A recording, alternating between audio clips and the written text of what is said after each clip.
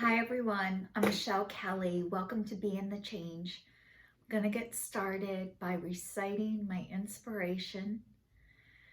Our deepest fear is not that we're inadequate. Our deepest fear is that we are powerful beyond measure.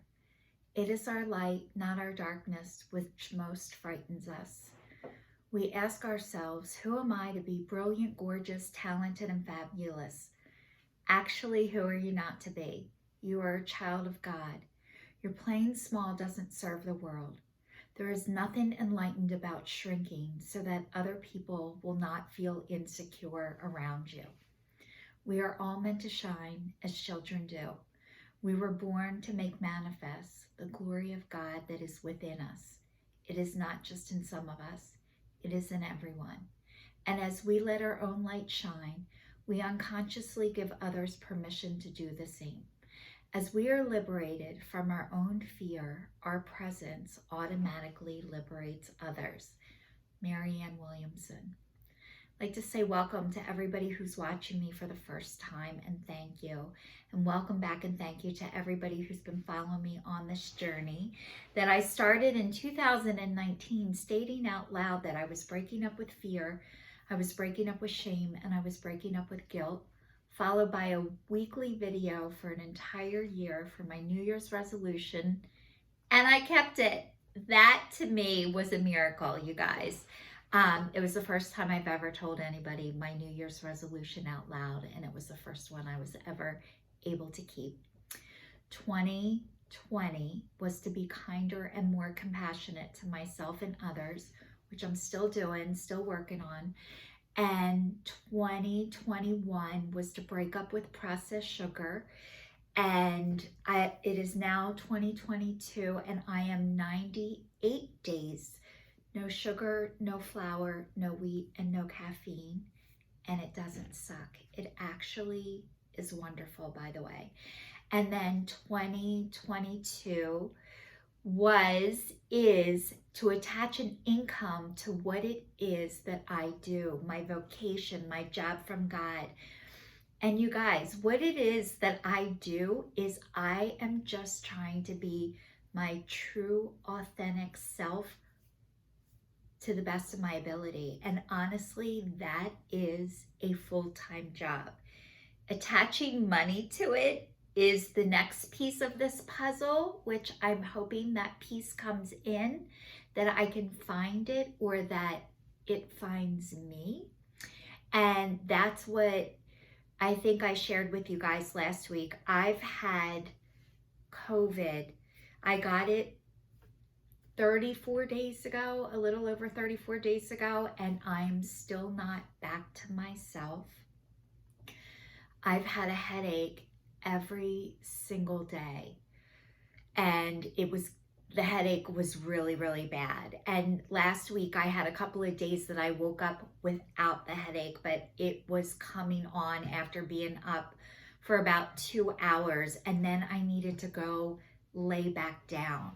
And I normally go to a meeting on Zoom where I show my face, and I would have to go and lay down in bed and just listen, which I'm grateful I was able to do that I could still be there and listen, but I couldn't participate the same way just because I needed to go lay down. And then that my doctor suggested that I take hydrocodone, which is what I take for my back when it gets really bad,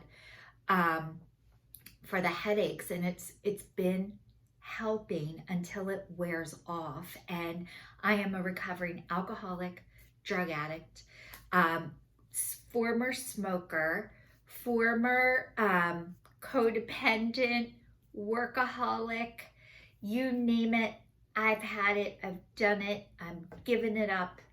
And so I really don't like doing that, because that is just a temporary fix, which I'll take until I can find a solution. And I think that's really what I want to talk about today, is solutions, and how I was in a world where I never could see a solution or an ending. You know, I just kept feeding the problem, and I didn't know that I did this until I learned how not to do this.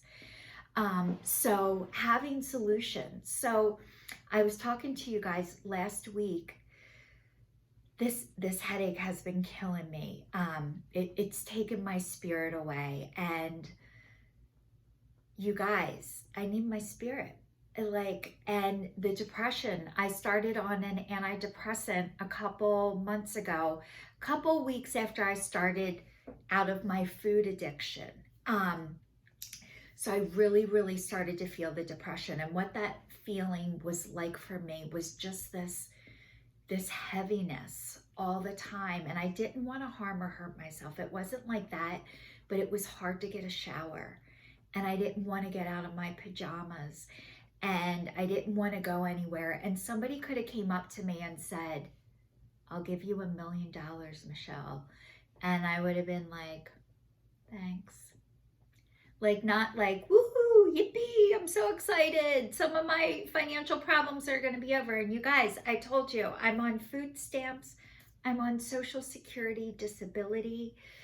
I'm on, what else? I get money towards my electric, which I'm so grateful for.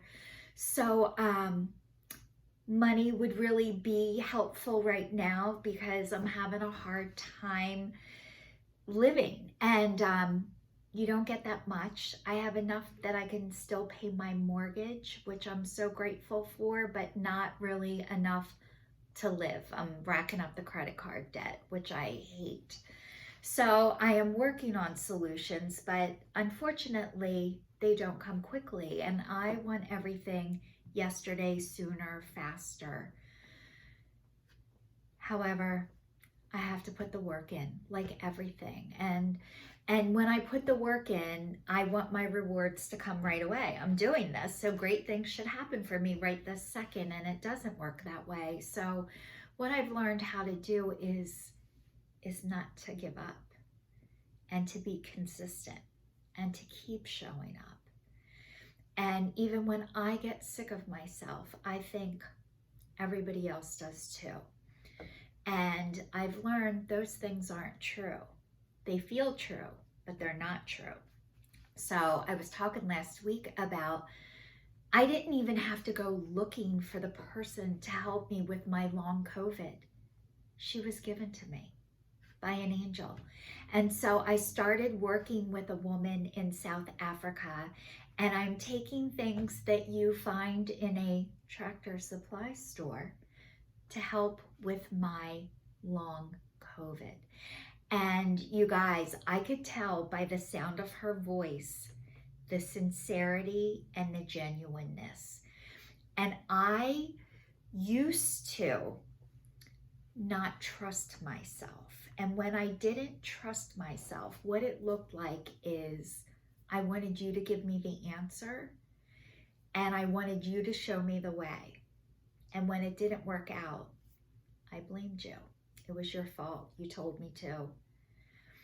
Instead of making my own decisions and being responsible for the outcome, not the outcome, but if it doesn't go right, it's still okay.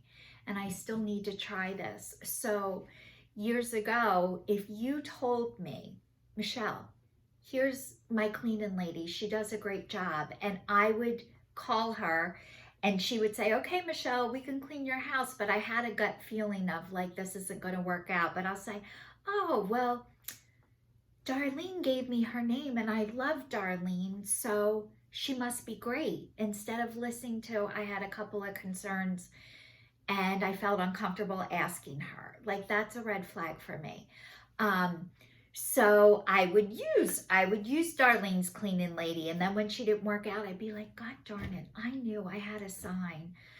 So now what I've realized, I need to do my own research and my own homework. So even if somebody does suggest somebody to me, which is a gift, anybody who suggests anybody to you, but then I need to interview them and ask them questions and make my own decision, and not base it on, because you liked her, I'm gonna like her, or because she's right for you doesn't mean she's right for me. But what I was able to do is do my homework and research, and then trust my intuition. And it's funny because I trust myself. I trust when I feel information. And, you know, a lot of people who are drawn to me and who I used to be drawn to are people who need their information from a doctor, from a lawyer, from a professional, from somebody who went to school for it, for somebody who read it in a book or wrote the book. And you guys, I don't get my information that way. I get my information from God. I don't need to see it in a book. And you don't have to go to medical school. I just have to believe you. And when I believe you, that's enough. So yesterday I was all about ready to take my stuff from the Tractor Supply store. And then I talked to my son, Angelo, who is such a love, but he was really concerned for me. And I was able to say, thank you. And I appreciate your concern. However, this feels right for me and I'm going to do it anyway. And you're not responsible for me or my decisions that I make or don't make. And he said he started reading a book that he told me this, that he's not responsible for me or my decisions, which is so true. And I'm sorry that I ever made him feel that way, or anybody who I made feel that way, that you were responsible for me or my decisions. I've learned I'm capable of making them. And even if they're not the right decision, they're the right decision for me at the time. And if they're not, I can do something different. And it's not the other person's fault and it's not my fault. I'm doing the best I can with what I have. And I know so is everybody else. And I did bounce it off of a couple of friends and they were just as concerned as my son Angelo was. But ultimately, I did it last night. I slept great. I felt like, holy crap, this is gonna work. This morning I woke up without a headache. It came back on, but I didn't wake up with it like I did the past couple of days, which was a miracle. And I just have a good feeling that this is gonna work for me.